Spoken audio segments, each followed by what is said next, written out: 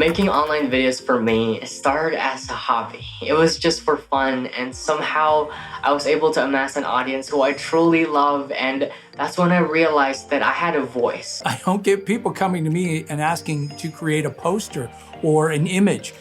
Everybody wants video, so it's not just about me. That's the message that we're influenced and moved by more than anything else. Video has so much more dynamic elements that I'm able to convey my personality, have some more fun with it, and it's just a lot less boring than sitting down and writing by yourself. And you get to collaborate with other people, which is pretty cool.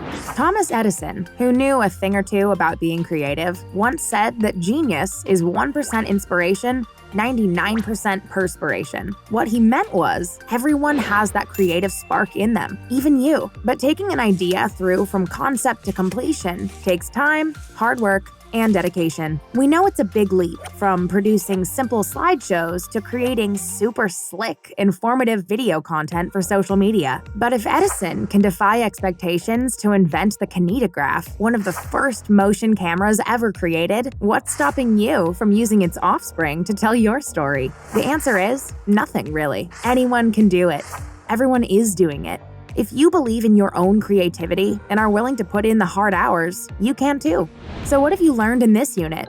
Advanced editing techniques are available to everyone in Premiere Pro. Those little workflow shortcuts that cut down on time, compositing functions that let you combine 2 or more video clips, effects and correction tools that make tidying up your footage simple. But that's just the tip of the iceberg. There's so much more to learn, like why exporting matters for social media.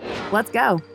Take a listen to this. The message that matters to me the most when I am creating content for my audience for the different social media platforms is that I don't want people to be afraid, that we get so fearful of our equipment, that we're never gonna learn it, that it's too hard, that we're not good enough. There's so much fear when it comes to the world of being a creative.